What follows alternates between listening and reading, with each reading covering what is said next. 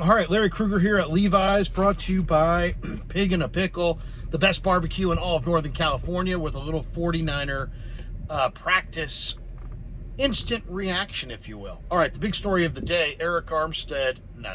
The big story of the day is Nick Bosa. Nick Bosa signs a deal, 5-year deal, $170 million, $34 million guaranteed, or I should say $34 million per year. $122.5 million guaranteed. $40 million signing bonus. He signed through 2028. He is now the highest paid defensive player in the history of the NFL. Trent Williams admitted afterwards in the locker room that it was kind of hanging over the 49ers not having Bosa signed. It was good honesty from Trent, and obviously all of his teammates are thrilled to have him in the fold for week 1 against the Steelers. And then we went out and watched practice. Now, Bosa was not here for practice. He's expected to be here later today. He'll probably be on the practice field tomorrow. What did we get out of practice today? Not tons, other than there were a number of players who hadn't been practicing who were practicing. Returning to practice today in a limited fashion, George Kittle, who has been battling a groin injury. Him and Brian Fleury were working on the side. Just, while they were doing special team drills, Kittle's not a part of the special teams unit. Obviously, he's their star tight end. So him and Fleury were working on the side, doing just drills, catching the ball with, Fleury pretending like he was a defensive player. Danny Gray and Robert Beal Jr., by the way, not practicing, both those guys running on the side. But the guys who were returning to practice today, George Kittle, Ray Mcloud. Mcloud was fielding punts. Talked to him in the locker room. He's excited to be back in Pittsburgh. You can have a lot of family in the house. He's a former Steeler going against his former team. So he's fired up, and he was out there practicing today. Jake Moody was limited in practice. Talanoa Hufanga, Oren Burks, Dre Greenlaw. We saw Tayshaun Gibson back. Gibson has maintained all week that he's going to practice and he's going to play on Sunday. He's not practiced a lot, so it was good to see him out there.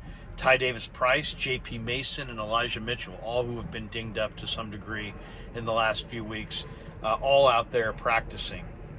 As far as, what this means for the 49ers getting the Bosa deal done, as far as snaps, I would imagine, Kyle Shanahan was asked how many snaps is he going to play on Sunday, and Kyle kind of jokingly replied, how many snaps are there in a game? In other words, he's going to play every snap.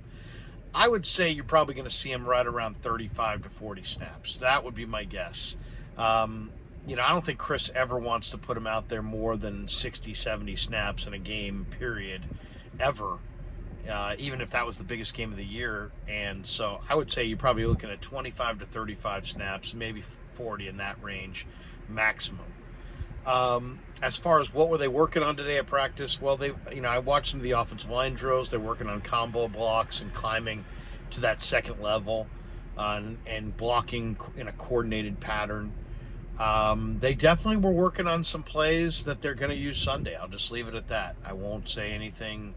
I won't give anything away because, Kyle Shanahan would not be happy if we were giving away the game plan. But let's just say this. They were working on plays that I think they may run on Sunday. Also today, Kyle Shanahan announced his team captains for the upcoming year. The team captains are Trent Williams, Fred Warner, George Kittle, Deebo Samuel, Brock Purdy, and Eric Armstead. Then Kyle was asked if he thought Brock was a leader, and he said, yeah, absolutely, I think he's a leader. So that was before practice. We had a chance to talk to Kyle in the auditorium. I did go into the locker room today and look for these interviews on YouTube. I caught up with Cleveland Farrell, had a great conversation with Clee. He's fired up. He's really glad to be a Niner, breath of fresh air, loves the line that he's on, excited that Bosa's signed. Got a nice little dialogue with him. Talked a little bit to Demo Lenore about his off season and what he's got planned and what it's going to be like for him playing the slot versus outside. And then caught up with one of our favorites, Ray Mcloud. And, Ray's healthy. He's going to be out there. He's going to have family in the house. He's fired up. Just talked a little bit about Heinz Field, about the Steelers, about, really what the Steelers secondary looks like, and how the Steelers are looking on film. So that's pretty much it down here in Santa Clara on a Wednesday. Not, we didn't get a chance to stay for the entire practice because, they kick us out at a certain point. But, it was good to see Kittle, Ray, Mooney, Afonga, Burks, Greenlaw, Gibson, TDP, Mason, Mitchell, all out there preparing for Sunday. And the story of the day down here in Santa Clara, the Niners are thrilled that they got Nick Bosa's contract done. They get it done 4 days before the opener. He gets a couple of practices, so maybe he can shake off the rust. Hopefully he doesn't get hurt on Sunday.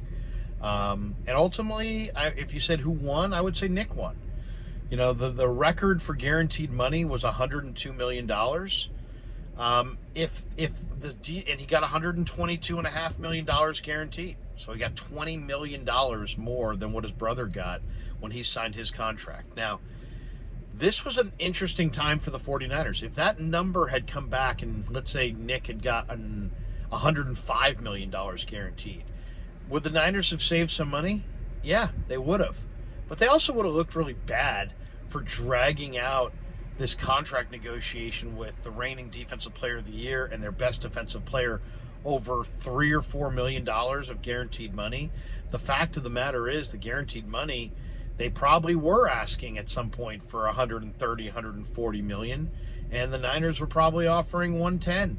And they probably met in the middle somewhere right there at 122. So, a lot of the speculation that we had in the recent days about this contract and what potentially was going on, I would guess that we weren't that far off. I was guessing that the Bosa camp was probably asking for 130, 140 in guarantees, and the Niners were probably offering 110 in guarantees. Sure enough, they land at 122. So, somewhat right there in the middle, a good little compromise for both sides. The Niners now don't look bad because they didn't grind down their guy for a couple $1 million. And I think, these are tough negotiations to get done because you're talking about precedent-setting deals.